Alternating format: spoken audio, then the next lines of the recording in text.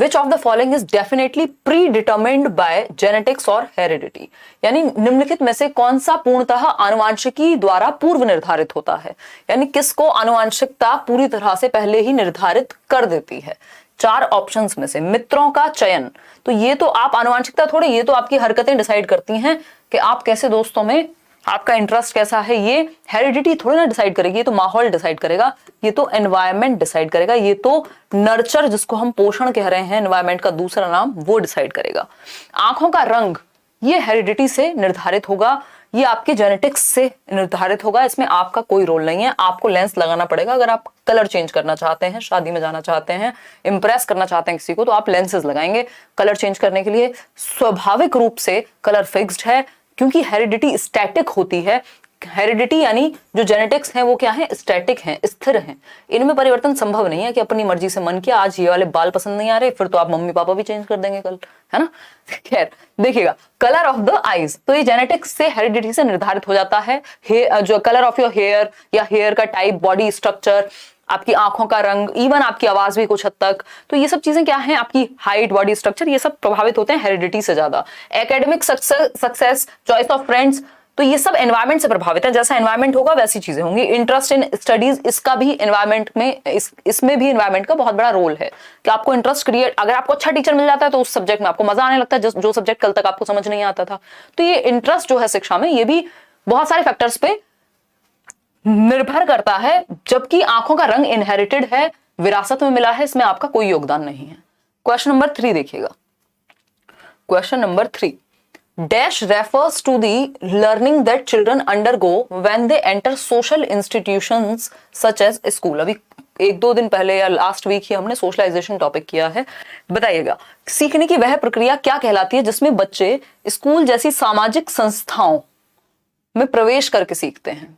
मतलब जब वो परिवार में जन्म लेकर के सीख रहे हैं, है ना, इन्फेंसी से अगर हम बात कर रहे हैं तो प्राइमरी सोशलाइजेशन है, लेकिन जैसे ही वो स्कूल जाना शुरू करेंगे तो सेकेंडरी सोशलाइजेशन शुरू हो जाएगा, दुनिया में निकलना शुरू करेंगे, जैसे ही बाकी संस्थाओं से जुड़ना शुरू करेंगे तो इसको हम द्वितीयक सामाजिकरण कहते हैं। ये मैचुरेशन, पैसिव सोशलाइजेशन नहीं है, क्योंकि इसमें आप एक्टिवली इन्वॉल्व होते हो स्कूल में, ठीक है। एक बार को आप पब्लिक लाइब्रेरी में चुपचाप से साइड में बैठ करके पढ़ रहे हो, वहां पैसिव सोशलाइजेशन होगा, स्कूल में तो आप एक्टिव होते हो, एक्टिविटी करते हो, ठीक है ना। प्राइमरी सोशलाइजेशन फैमिली से होगा। तो सही उत्तर क्या है, डी ऑप्शन, गौड़ सामाजिकरण या द्वितीयक सामाजिकरण। क्वेश्चन नंबर 4 देखिएगा। आज स्पीड अच्छी रहेगी, इजी से क्वेश्चन हैं, बच्चे क्वेश्चन हैं, लड्डू क्वेश्चन हैं अगर मैं कहूं। क्वेश्चन नंबर 4 देखिएगा, कोहलबर्ग की थियरी, इन कोहलबर्ग्स मॉरल डेवलपमेंट थियरी स्टेज 3 कितनी स्टेजेस हैं टोटल, 6, लेवल कितने हैं, 3, लेवल 2 स्टेज 3 कन्वेंशनल मॉरलिटी, पारंपरिक नैतिकता। नैतिकता क्या है, जो हमें सही और गलत के विषय में बताए, उसको हम नैतिकता कहते हैं। कुछ ऐसे सिद्धांत जो हमें सही और गलत के लिए गाइड करते हैं, वो मॉरल प्रिंसिपल्स हैं। तो स्टेज 3 लेवल 2 ये दिमाग में बैठा लीजिए। जब हम लेवल 1 स्टेज 1 की बात कर रहे हैं तो पनिशमेंट एंड ओबीडियंस, लेवल 2 की बात कर रहे हैं तो हमारा tit for tat, mutual exchange, और लेवल 3 की बात करेंगे तो good boy good girl orientation, अच्छा लड़का अच्छी लड़की अभिविन्यास। ये लेवल 2 का 3rd स्टेज है, या लेवल 2 का पहला स्टेज है अगर देखें तो, ठीक। तो ओबीडियंस एंड पनिशमेंट क्या है, ये तो 1st स्टेज है, हमसे स्टेज 3 पूछा है। लॉ एंड ऑर्डर क्या है, 4th स्टेज है, ठीक है ना, 4th है। सोशल कॉन्ट्रैक्ट ओरिएंटेशन क्या है, 5th स्टेज है। 3rd स्टेज 2nd लेवल है, good boy good girl orientation, अच्छा लड़का अच्छी लड़की अभिविन्यास, क्योंकि मेरे मम्मी पापा मेरी तारीफ करेंगे, आप पे गौरवान्वित महसूस करेंगे, इसलिए आप अच्छे नंबर लाइए। तारीफ के लिए बच्चा करेगा जो भी करेगा, क्योंकि उसको गुड बॉय और गुड गर्ल कहा जाए। B option. आगे बढ़ेंगे, क्वेश्चन नंबर 5, है ना, समाज में इज्जत होगी, नौकरी ले लो, प्रेज मिलेगा, ये है good boy good girl orientation. Question number 5, Jean प्याजे और आप कुछ करना चाहते हैं जीवन में, इसलिए आप कुछ कर रहे हैं, तो वो फिर 5th लेवल चला जाएगा, सोशल कॉन्ट्रैक्ट ओरिएंटेशन का। अगर हम बात करें क्वेश्चन नंबर 5 की, तो Jean Piaget's theory creation of a, in Jean Piaget's theory यानी जीन प्याजे के सिद्धांत में वर्तमान स्कीमा द्वारा परिवेश को समझ पाने की असमर्थता, इसमें सारा खेल वर्ड्स का है।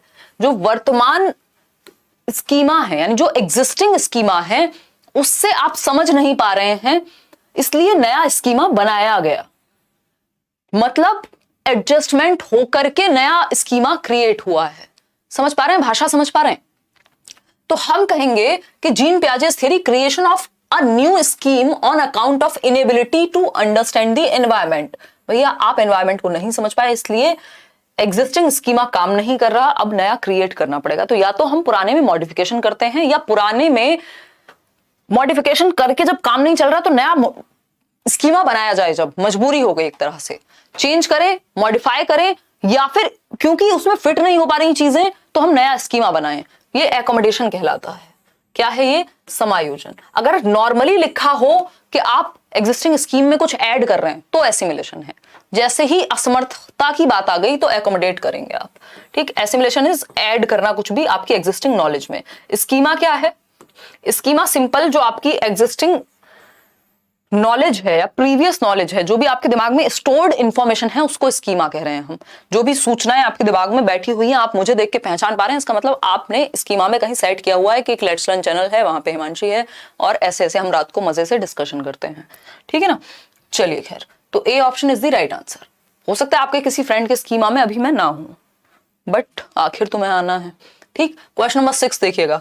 अगर हम बात करते हैं क्वेश्चन नंबर 6 की, according to Jean Piaget, dash is a concept or framework that organizes and interprets information। यानी कौन सा एक कॉन्सेप्ट या फ्रेमवर्क है जो ऑर्गेनाइज करके रखता है और इंटरप्रेट करता है इंफॉर्मेशन को। अभी मैंने बताया कि आप मुझे पहचान पा रहे हैं, इसका मतलब आप इंटरप्रेट कर रहे हैं कि हिमांशी है, इसका मतलब मैं आपके स्कीमा में सेट हूं। तो ये जहां पे ऑर्गेनाइज होगा कि ये पियाजे की थ्योरी, वाइगोस्की की थ्योरी, ये सब दिमाग में एक स्कीमा में ही तो ऑर्गेनाइज्ड है ना। आपका एक स्ट्रक्चर है, स्टोर्ड इंफॉर्मेशन है ब्रेन में, उसी को स्कीमा कह रहे हैं हम। ठीक, तो ये कोई एक्सपोजिटरी मॉडल नहीं है, कहीं व्याख्या, advance organiser, sensory register, nothing, it's simple schema. और बात किसकी हो रही है? पियाजे की हो रही है। आसान क्वेश्चन। नेक्स्ट क्वेश्चन पर बढ़ेंगे। क्वेश्चन नंबर 7 देखिएगा।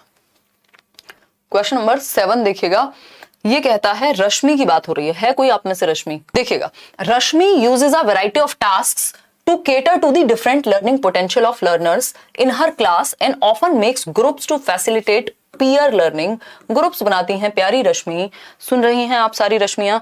रश्मि क्या करती हैं? एक टीचर हैं और वैरायटी ऑफ टास्क्स का इस्तेमाल करती हैं, यानी कई तरह की चीजें यूज करती हैं पढ़ाने में।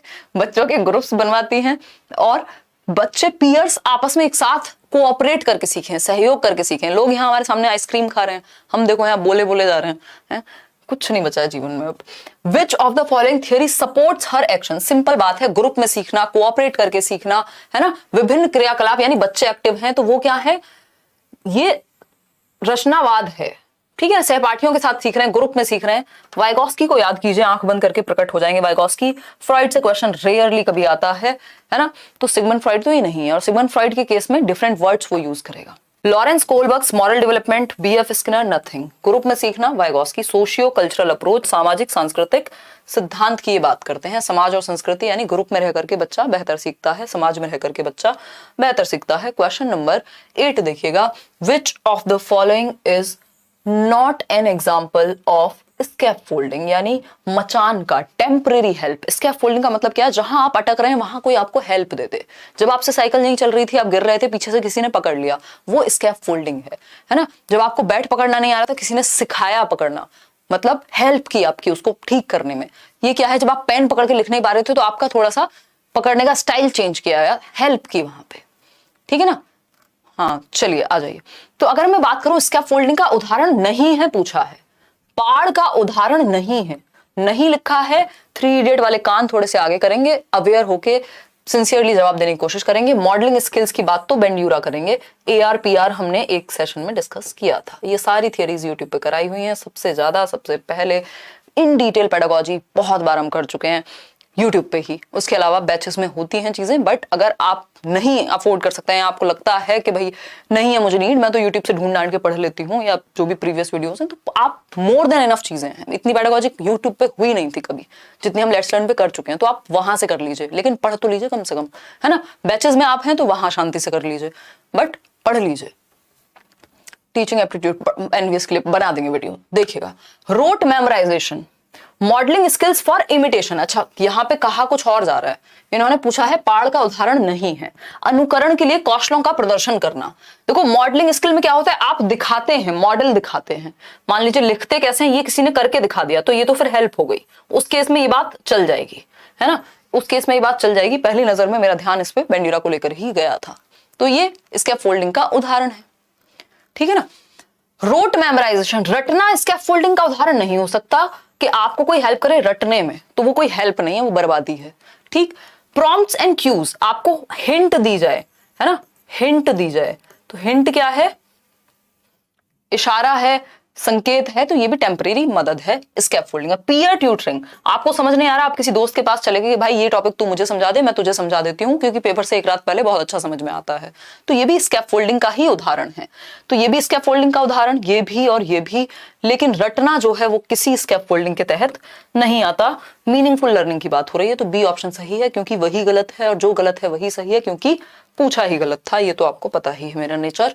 विच of the following does not depict appropriate strategies for learning in a constructivist classroom, यानी निम्न में से कौन सी शिक्षा शास्त्रीय पद्धति एक संरचनावादी कक्षा के लिए उपयुक्त नहीं है। संरचनावादी लोग कौन है, प्याजे हैं, वाइगोस्की हैं, ब्रूनर हैं, तो ये लोग क्या नहीं मानेंगे। संरचना का मतलब है जहां बच्चा एक्टिव हो, और इन्होंने पूछा है क्या नहीं है उपयुक्त, मतलब जहां पे बच्चा नहीं एक्टिव होगा वही उपयुक्त नहीं है, वही हमारा आंसर है।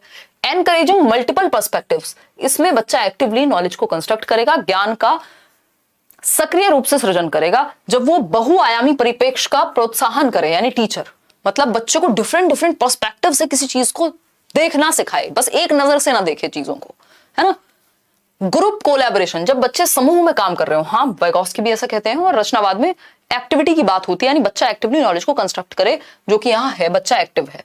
एक्सपेरिमेंटेशन करे, प्रयोग करे, बच्चा एक्टिव है। लेकिन ड्रिल एंड रिकॉल में बच्चा बाहर से दिखने में एक्टिव हो सकता है, लेकिन इसे रटना कहेंगे एक तरह से कि भैया बार बार 2 एकम 2 और 2 दूनी 4, वो कहां से आया, उसका क्या कॉन्टेक्स्ट है, कुछ नहीं। तो ये ड्रिल एंड प्रैक्टिस कंस्ट्रक्टिविज्म में नहीं आएगा, आप इसको अच्छा मान सकते हैं। ड्रिल एंड रिकॉल स्पेशली, यानी बस रिकॉल कर लो, जो रट्टा लगाया था उसको याद कर लो, है ना। तो ये क्या हो जाएगा, ये रोट लर्निंग हो जाएगी एक तरह से, ये बिल्कुल भी कंस्ट्रक्शन नहीं है नॉलेज की। क्वेश्चन नंबर 10 देखिएगा एक बार, ये कहता है who dismissed the idea of general intelligence, कि कोई सामान्य बुद्धि जैसी चीज नहीं होती। सामान्य बुद्धि की बात किसने की थी, एल्फ्रेड बिने ने की, या अगर हम देखें स्पीयरमैन ने तो स्पेसिफिकली ही की कि एक सामान्य बुद्धि होती है। And defined intelligence in terms of several distinct set of processing operations, यानी किसने सामान्य बुद्धि के विचार को नकारा और बुद्धि के कई प्रकार दिए, कि भैया बुद्धि कोई सिंगल एंटिटी नहीं है, कोई सामान्य एंटिटी नहीं है कि अगर आप मैथ्स में अच्छे हैं तो आप इंग्लिश में भी हो गए, आप डांस में भी हो गए, हर चीज में अच्छे नहीं हो सकते, जनरल नहीं है, डिफरेंट टाइप्स ऑफ इंटेलिजेंस है, ठीक है ना। तो चार्ल्स स्पीयरमैन जी नहीं, ये तो जनरल इंटेलिजेंस की बात कर रहे थे, और यहां बात हो रही है किसने नकारा है जनरल इंटेलिजेंस को, एल्फ्रेड बिने, ये भी सिंगल एंटिटी मान रहे थे बुद्धि को और इसको भी नकार दिया। थियोडोर साइमन, ये भी इन्हीं के साथ थे। हार्वर्ड गार्डनर, मल्टीपल इंटेलिजेंसेस यानी बहुबुद्धि का सिद्धांत, फ्रेम्स ऑफ माइंड, ठीक, क्या है, इनकी बुक है, 1983 में आई थी। इन्होंने कहा बुद्धि कोई एक सिंगल एंटिटी नहीं है, कई प्रकार के बुद्धिमान लोग हो सकते हैं। आप रीजनिंग में या मैथ्स में अच्छे हो सकते हैं, आप स्पोर्ट्स में अच्छे हो सकते हैं, आप गाने में अच्छे हो सकते हैं, आप बोलने में अच्छे हो सकते हैं, आप खुद को समझने में अच्छे हो सकते हैं, दूसरों को समझाने में अच्छे हो सकते हैं, समझ रहे हैं ना, 8 प्रकार की बुद्धि। तो D option is the right answer, Gardner है। क्वेश्चन नंबर 11 देखिएगा, आसान सा सवाल है, कोई मुश्किल सवाल नहीं है। इन अ कंस्ट्रक्टिविस्ट क्लासरूम, देख रहे हो कंस्ट्रक्टिविज्म पे कितने क्वेश्चंस आ रहे हैं। कंस्ट्रक्टिविज्म रचनावाद, जहां बच्चा क्या होगा, एक्टिव होगा, सक्रिय होगा, 100% सक्रिय होगा। दूसरा मीनिंगफुल लर्निंग हो रही होगी, अर्थपूर्ण अधिगम, बच्चा अपने जीवन से जोड़ करके चीजें सीख रहा होगा, मीनिंगफुल लर्निंग हो रही होगी। ये 2 चीजें तो निश्चित हैं, नॉलेज को कंस्ट्रक्ट करेगा। तो शुड बी एम्फेसिस, किस बात पे दें ध्यान एक संरचनावादी कक्षा में या रचनावादी कक्षा में। पहला ऑप्शन, लाइक शेयर करना भूल गए हो, आज बोलना भूल जाती हूँ तो आप करना भूल जाते हो, कमाल, पेपर में भी ऐसा ही करना। देखिएगा, अगर हम बात करें समेटिव असेसमेंट की, तो इसमें तो बच्चा एक्टिव नहीं होता, ये जजमेंट के लिए होता है। फॉर्मेटिव इज गुड, यहाँ पे एक्टिविटीज होंगी डिफरेंट तरह की। समेटिव में पेपर पेंसिल टेस्ट होगा, तो ये फॉर्मेटिव जो है संरचनात्मक मूल्यांकन, इसमें बच्चा एक्टिव होता है डिफरेंट तरीके से, कभी पोर्टफोलियो से, कभी किसी और एक्टिविटी के थ्रू आप बच्चे को जांच रहे हो, ठीक है ना। बच्चा एक्टिव है फॉर्मेटिव में। सिंगुलर असेसमेंट स्टैंडर्डाइज्ड और यूनिफॉर्म तो बिल्कुल नहीं, फ्लेक्सिबल चाहिए हमें, एक तरीका नहीं चाहिए, मानकीकृत नहीं चाहिए। तो B option was the right answer. Question number 12 देखिएगा, किसकी बात हो रही है, वाइगॉस्की की। और वाइगॉस्की का एक प्यारा क्वेश्चन जो हमेशा आता है, प्राइवेट स्पीच, हमेशा समझते हैं, हमेशा विदाउट एक्सेप्शन, मतलब कोई एक्सेप्शन नहीं है, कोई ऐसा साल नहीं है जब नहीं पूछा हो वाइगॉस्की सीटेट में। रिसेंट ईयर्स की अगर हम बात करें तो वाइगॉस्की के सिद्धांत के अनुसार निजी वाक, जब बच्चा खुद से बात करे, निजी संवाद, है ना। निजी संवाद क्या हो सकता है, मैं बात करूं, अरे ये तो कितनी अच्छी है ये बुक, है ना, इसके पेज ऐसे, अच्छा इसकी बोट भी तो बना सकती हूं मैं। तो ये क्या हो गया, ये हो गया निजी संवाद मेरा, मैं खुद से बातें कर रही हूँ, ठीक है ना। कुछ और पकड़ती हूँ, ये मैं दिखा नहीं सकती, ठीक है। कुछ भी हो सकता है, मतलब आप मान लीजिए घर बना रहे हैं, है ना, आपको 4 सेल मिले और आप घर बना रहे हैं, अब आप खुद से बातें कर रहे हैं और 3 से 6 वर्ष के हैं आप। प्राइवेट स्पीच 3 से 6 वर्ष में होती है कि इसको इसके ऊपर रखूंगी, अरे ये तो गिर रहा है बार बार, है ना, खुद से बातें कर रहे हैं। ये खुद से बातें करना मतलब आप खुद को दिशा दे रहे हैं कि आपको कैसे कोई काम करना है। सेल्फ रेगुलेशन या डायरेक्शन कहते हैं वाइगॉस्की इसको। तो is indicative of children's egocentrism, ये पियाजे ने बात की है। बात किसकी हो रही है यहाँ, वाइगॉस्की की बात हो रही है। तो ये तो गलत हो गया। बी ऑप्शन है hinders children's actions and behaviour. ऐसा नहीं है कि क्रियाकलाप और व्यवहार को अवरोध करती है ये, बल्कि हेल्प करती है आपको अपने आगे की तरफ एक्शंस लेने के लिए, ठीक है ना, आपके कॉग्निटिव डेवलपमेंट में सहायक है। ठीक, आगे बढ़ते हैं। Helps children to regulate their behaviour while doing complex tasks, यानी जटिल कार्य करते समय बच्चों को अपनी थिंकिंग को, अपने बिहेवियर को रेगुलेट करने में, डायरेक्शन देने में, दिशा निर्देश देने में हेल्प करती है प्राइवेट स्पीच। आप देखते हैं ना, प्रॉब्लम में भी होते हैं या पेपर में भी होते हैं, तब भी आप खुद से बातें कर रहे हैं, और ये पढ़ा था, अच्छा ऐसे नहीं ऐसे था, खुद से बातें कर रहे हैं, डायरेक्ट कर रहे हैं अपने एक्शंस को। तो C option is the right answer. ऐसा नहीं है कि ये संकेत देता है कि संज्ञान कभी भी आंतरिक नहीं होता, फिर कहां बाहर हाथ पे लेके घूमते हैं हम संज्ञान। संज्ञान क्या है, हमारी जितनी भी मेंटल स्किल्स हैं तो वो दिमाग में तो होंगी, इंटरनलाइज्ड ही तो होंगी, बाहर कहां होंगी, बाहर तो उसको शो करेंगे हम। तो C option is the right answer. Question number 13 देखिए, डॉल, कई लोगों की फेवरेट डॉल। देखिएगा, डॉल्स, पापा की परी, डॉल्स एंड पिंक ड्रेसेस या पापा का परा, dolls and pink dresses are usually associated with girls while cars and blue dresses, cars and blue dresses, नीले रंग की जो ड्रेसेस हैं और कार्स हैं, are usually associated with boys. ऐसा होता है समाज में, फैक्ट है, रियलिटी है। ठीक, समझिएगा क्या कहा जा रहा है। लड़कियों को गुलाबी कपड़ों और गुड़ियों से जोड़ा जाता है और लड़कों को नीले कपड़े और कारों से जोड़ा जाता है। अगर कोई लड़का गुड़िया से खेलने लगे तो घर वालों के सर में दर्द भी हो सकता है ना, और पिंक कलर अगर पसंद आए उसको तो भी सर में दर्द हो सकता है, ठीक है ना। तो ये जो है जोड़ा जाता है लड़कों को नीले कपड़े और कारों से, और गुलाबी कपड़ों और गुड़ियों से जोड़ा जाता है।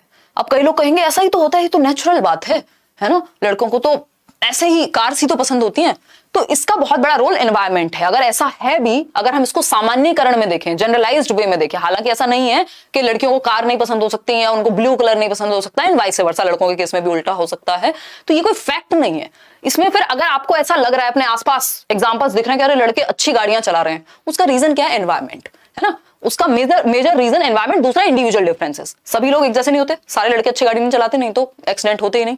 ठीक, तो हम ये नहीं कहेंगे कि इसमें कुछ हेरिडेटरी है या हाँ ऐसा ही होता है, क्योंकि आप समाज में एग्जांपल ऐसे ही देख रहे हैं और कई लोग तो पढ़ा भी ऐसे ही देंगे, महान टीचर्स हैं हमारे यहाँ, है ना। तो ये सिंपल क्या है, स्टीरियोटाइपिंग है, जेंडर रूढ़िबद्धता है। ये हमने इतनी बार, एक झूठ भी इतनी बार बोला जाए ना, रिपीट किया जाए अगर खूब अच्छे से, तो वो भी सच लगने लगता है, ये वैसा ही है ना। जेंडर रूढ़िबद्धता, ये लिंग रूढ़िबद्धता है, क्योंकि इतनी बार ये चीज रिपीट हुई है कि अब दिमाग में बैठ गई, हाँ ऐसा ही तो होता है। तो ये स्टीरियोटाइपिंग है। 1 नंबर लेना है तो आप इसको ठीक कर लीजिएगा, वैसे भी जीवन में ठीक कर लीजिएगा अगर आप थोड़े से बेहतर इंसान बनना चाहते हैं, जो थोड़ा प्रोग्रेसिव हो, प्रगतिशील चिंतन रखता हो, ठीक है ना।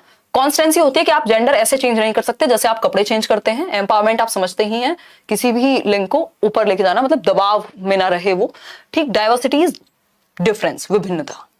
तो D option is the right answer. तो आगे से कोई कहे तो उसको समझाना कि फालतू बातें नहीं, ठीक। क्वेश्चन नंबर 14 देखिएगा, क्वेश्चन नंबर 14, उसके 2-3 बहुत सारे रीजन है। अगर आप बात करेंगे ना, जैसे कोई पिंक कलर पे बात कर रहा है या चलाने पे, ड्राइविंग पे बात करेगा, उसका एक रीजन कंडीशनिंग है, सोशल कंडीशनिंग जो समाज ने की है ना। एक रीजन उसका स्टीरियोटाइपिंग है। वो स्टीरियोटाइपिंग में तो फिर सब कुछ ही आ गया, चाहे वो कंडीशनिंग हुई, चाहे वो फिर हमारे प्रैक्टिस और एफर्ट और एक्सरसाइज और ट्रेनिंग कितनी हुई है किसी चीज को लेकर के, है ना। क्वेश्चन नंबर 4 की अगर हम बात करें तो असर्शन की जब हम बात कर रहे हैं और रीजन की जब हम बात कर रहे हैं, अगर हम बात करते हैं फर्स्ट असर्शन की, कथन की, तो ये कहता है education fails the child when children are expected to reproduce knowledge in more or less the same way it was received. जब एजुकेशन फेल हो जाती है, मतलब हम बच्चे को सिखाने में असमर्थ हो जाते हैं, असफल हो जाते हैं, जब हम उससे ये एक्सपेक्ट करते हैं कि जैसे तुम्हें रटवाया गया है वैसा ही उगल दो, वैसा ही लिख दो, छाप दो कॉपी में, रट लो इसको, ये क्या है, एजुकेशन फेल हो गई। बिल्कुल सच बात है भाई। वो अगर आपसे सेम क्वेश्चन भी किया जाए तब भी दो लोग उसका जवाब अलग अलग तरीके से दे सकते हैं, सिंपल बात है। ठीक है अभिषेक, लाइक शेयर करते रहो अभिषेक। रीजन की अगर हम बात करें, reproduction of information is the meaningful indicator of children's learning. Next इसका रीजन क्या दिया है कि जानकारी का पुनः उत्पादन बच्चों के सीखने का अर्थपूर्ण घोतक है या द्योतक है ना। तो द्योतक कैसे है भाई, ये एक लाइन में कहा है कि शिक्षा असफल हो जाती है जब बच्चों से यह अपेक्षा की जाती है कि वे प्राप्त ज्ञान को ज्यों का त्यों पुनः उत्पादित करें, यानी रटें। तो ये तो ट्रू है भाई, शिक्षा फेल हो गई अगर आप रटने की बात कर रहे हैं। बट इसका रीजन क्या दिया है, इसका रीजन दिया जानकारी का पुनः उत्पादन बच्चों के सीखने का अर्थपूर्ण द्योतक है, यानी मीनिंगफुल लर्निंग है। अगर आप रिप्रोड्यूस कर रहे हैं, अगर आपने कोई नंबर रटा और उसको रिप्रोड्यूस कर दिया, अपना कोई थॉट नहीं लगाया, हालांकि नंबर के केस में तो सेम ही चलेगा, तो आप मीनिंगफुल लर्निंग कर रहे हैं, ये तो फॉल्स है ना। ये तो फॉल्स है। ये तो वैसा हो गया कि मीठा खाना बुरी बात है और खुद बैठ के मिठाई का पूरा भंडार लगा करके बैठे हैं। तो ये रीजन गलत है, इसका पहले वाला सही था। तो हम कहेंगे A is true but R is false, यानी C option is the right answer. ऐसा नहीं हो सकता कि दोनों सही है और रीजन भी सही है। रीजन सही होता तो फिर आंसर ये हो जाता। समझ पा रहे हैं या नहीं बताइएगा। What is the role of teacher and students in constructivist classroom. अगर हम बात करते हैं कि टीचर और स्टूडेंट्स का रोल क्या है संरचनावादी कक्षा में अध्यापक और छात्रों की भूमिका की जब हम बात कर रहे हैं, बताइएगा। पहला ऑप्शन है both students and teachers are passive. भैया कंस्ट्रक्टिविस्ट क्लासरूम में बच्चे का एक्टिव होना जरूरी है। Students are active but teachers are passive. क्यों, दोनों ही एक्टिव होकर के एनवायरमेंट क्रिएट करेंगे, टीचर को पैसिव क्यों करना है। Both teacher and student are active. अध्यापक और छात्र दोनों ही क्रियाशील होते हैं, तभी तो रचनावादी कक्षा है ना, वो जहां एक्टिविटी हो रही है। टीचर इज एक्टिव बट बच्चे पैसिव हैं, ऐसा कुछ नहीं है। C option is the right answer. Question number 16 देखिएगा। क्वेश्चन नंबर 16 देखिएगा। अगर हम बात करें क्वेश्चन नंबर 16 की, how can a teacher create an inclusive environment for learners from different caste groups in classroom. यानी एक कक्षा में अध्यापिका भिन्न जातियों के समूह वाले अधिगमकर्ताओं के लिए समावेशी वातावरण की रचना कैसे कर सकती है, बताइएगा। एक कक्षा में अध्यापिका भिन्न जाति, यानी डिफरेंट बच्चे हैं, अलग अलग जाति और समूह से आने वाले बच्चे हैं, डाइवर्सिटी है, तो उनको समावेशी शिक्षा या समावेशी वातावरण, यानी सभी के लिए वेलकमिंग वातावरण, जहां सभी का स्वागत हो, सभी को इंक्लूड किया जा सके, एजुकेशन फॉर ऑल। ठीक है, पहला ऑप्शन है by reflecting on her own stereotypes and beliefs that constraint learning experiences of children. यानी अपनी उन अवधारणाओं और पूर्वाग्रहों पर चिंतन करना कि जो बच्चों के शैक्षिक अनुभव को सीमित करते हैं। समझ पा रहे हैं इस बात को भाई। एज अ टीचर अभी मैंने एग्जांपल दिया कि कुछ टीचर्स भी स्टीरियोटाइप प्रमोट करते हैं। वो कहेंगे नहीं लड़के ही अच्छी गाड़ी चलाते हैं, है ना। बुद्धू बालक को क्या समझाएं, अपनी उन अवधारणाओं और, है ना, बुद्धू मतलब समझ रहे हो, लिटरली नहीं, अपनी उन अवधारणाओं और पूर्वाग्रहों पर चिंतन करके जो बच्चों के शैक्षिक अनुभवों को सीमित करते हैं। यानी आपको एज अ टीचर, भाई भगवान तो हो नहीं सकते, आप में भी कुछ स्टीरियोटाइप हो सकते हैं, तो उन स्टीरियोटाइप्स पे बट सोचना है ना। अपना जो बिलीफ सिस्टम है उसको क्वेश्चन करना है कि क्या ये सही है, फैक्ट है ये जो मैं बात कर रहा हूं या कर रही हूं। ठीक, तो ये बात तो सही है। इससे क्या होगा, डिफरेंट तरह के लोगों को, आप अपने से अलग लोगों को गलत नहीं कहेंगे। ठीक है ना। फिर है B option, include diversity of children's experiences in classroom. यानी कक्षा में बच्चों के अनुभवों की विविधता को सम्मिलित करके, यानी आप डाइवर्सिटी को इंक्लूड कर रहे हो कि डिफरेंट बच्चे हो सकते हैं, उसको वेलकम कर रहे हो, ठीक बात है। Create an institutional ईथॉस that has a strong emphasis on equality. एक ऐसा माहौल बनाइए संस्था में समानता की मूल संस्कृति कि भाई सबको इंसान समझा जा सके, सबको इक्वल समझा जा सके। बात तो सही है, किसी भी जाति समूह से आ रहा हो बच्चा। डी ऑप्शन है या फोर्थ है, encourage children to adapt to existing standard curriculum. ये गलत है, फ्लेक्सिबल करिकुलम चाहिए। मानकीय पाठ्यक्रम तो सभी के लिए एक जैसा होता है, यहाँ डाइवर्सिटी की जरूरत है, यहाँ डिफरेंशिएटेड करिकुलम की जरूरत है। तो फर्स्ट, सेकंड और थर्ड जो है वो सही है। फर्स्ट सेकंड थर्ड कहां दिख रहा है हमें? ए ऑप्शन में। नहीं, इसमें 4 है। फर्स्ट सेकंड और थर्ड ए में ही है, ए ऑप्शन में ही है, तो ए इज द राइट आंसर। ठीक है, पर हम बात करें क्वेश्चन नंबर 17 की। ठीक है ना। Ramnik has a student with visual impairment in her class, यानी रमनीक की कक्षा में एक दृष्टि बाधित छात्र है जिसको देखने में समस्या होती है। रमनीक क्या है? एक टीचर है। In her class, in this context, what instructional adaptations should she make in an inclusive classroom, यानी एक समावेशित कक्षा में इस संदर्भ में आपको लग रहा है कि एक ऐसी क्लास है जहां एजुकेशन फॉर ऑल की बात हो रही है, तो आपको क्या करना चाहिए? पहला ऑप्शन है using a variety of visual representations, यानी आप पीपीटी वगैरह, यानी जिसके थ्रू देख के चार्ट्स, पीपीटी या मॉडल्स ये सब लेके जाएंगे। भाई जिस बच्चे को देखने में समस्या है उसके लिए विजुअल सामग्री लेके जाएंगे, ये तो बहुत खराब बात हो गई है ना। ये तो वैसी सी ही बात हो गई कि जख्म पे नमक छिड़क रहे हैं आप किसी के। बी ऑप्शन है providing a lot of print books, भाई बच्चे को देखने में समस्या है, आप उसको देखने के लिए मजबूर कर रहे हैं, है ना। बाकी सेंसेस का यूज करो ना। उन 5 सेंसेस में से अगर विजुअली इंपेयर्ड है तो 4 भी तो सेंस होंगे, सुनना भी तो होगा, टच करना भी तो होगा, टेस्ट भी तो होगा, एक्टिविटी भी तो होगी, है ना। Making use of tactile material, ये बात सही है। टेक्टाइल होता है टच एंड फील वाला मटेरियल, जिसको बच्चा टच और फील करके 3D मटेरियल या नक्शे का इस्तेमाल करें, जिसको बच्चा टच करके समझ जाए या सीख सके, बात सही है। Giving lot of small print worksheet, small print, उसको बड़ा प्रिंट देखने में समस्या है, आप स्मॉल दे रहे हैं, है ना। देखिएगा एक बार आगे बढ़ेंगे। अगर हम बात करते हैं क्वेश्चन नंबर 18 की, क्वेश्चन नंबर 18 को देखते हैं एक बार और फिर समझेंगे क्या कहानी है। Reena always thinks of varied solutions, Reena है जो डिफरेंट सॉल्यूशंस के बारे में सोचती हैं। For any problem given in the class this is a characteristic of, यानी रीना कक्षा में दी गई किसी भी समस्या को सुलझाने के लिए different ways, diverse ways, multiple तरीके, कोई एक प्रॉब्लम है 36 सॉल्यूशन तैयार है, ये रीना है। मतलब कुछ डिफरेंट सोच पा रही है रीना, है ना, कुछ डिफरेंट। 14th क्वेश्चन समझा दीजिए, दोबारा समझा देंगे, लास्ट में याद दिला देना एक बार। देखिएगा रीना क्या है, डिफरेंट तरीके से सोचती हैं। ये किसकी विशेषता है? मेंटल इंपेयरमेंट की नहीं, लो कॉम्प्रिहेंशन, जिसको समझ में कम आएगी समस्या वो कहां से इतने सॉल्यूशन देगा। कन्वर्जेंट थिंकिंग में तो एक ऑप्शन की तरफ आप आते हैं, है ना। तो ये डाइवर्जेंट थिंकिंग है, अपसारी चिंतन है, यानी बच्चा क्रिएटिविटी की तरफ बढ़ रहा है, कुछ डिफरेंट वेज में प्रॉब्लम को सॉल्व कर पाता है, मल्टीपल सॉल्यूशंस दे पाता है।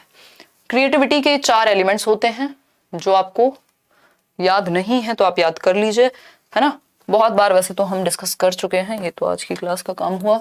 फ्लुएंसी, फ्लेक्सिबिलिटी, ओरिजिनलिटी और इलेबोरेशन, ये 4 एलिमेंट्स हैं क्रिएटिविटी के। इस पे एक वीडियो है यूट्यूब पे, आप पढ़ सकते हैं।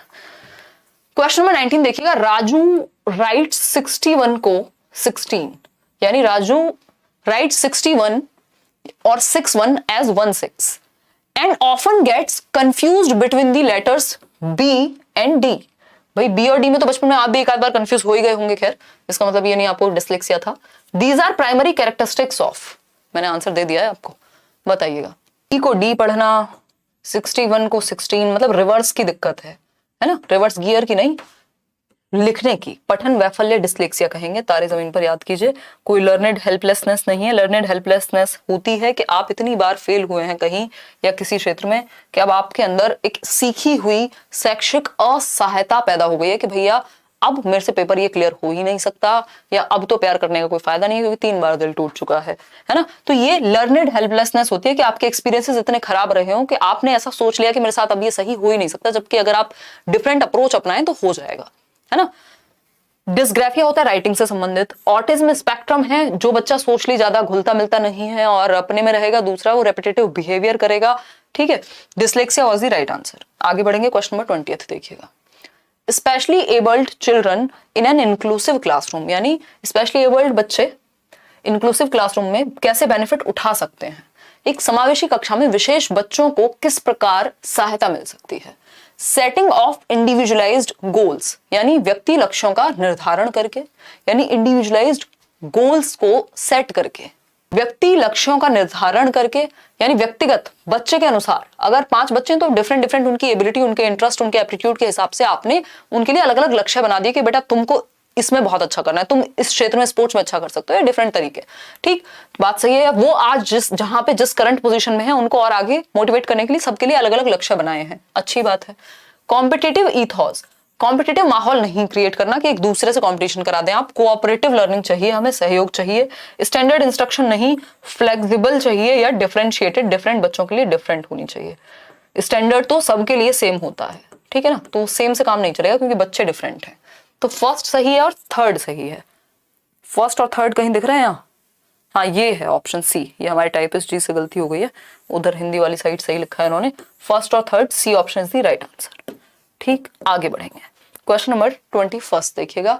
How are children understood in a constructivist frame, यानी एक संरचनावादी परिप्रेक्ष्य में बच्चों को किस प्रकार समझा जाता है। संरचनावादी यानी जहां बच्चा एक्टिव होगा, जहां बच्चे को क्या कह रहे हैं हम, एक्टिव बिल्डर ऑफ नॉलेज कह रहे हैं कि वो सक्रिय रूप से ज्ञान का निर्माण कर सकता है।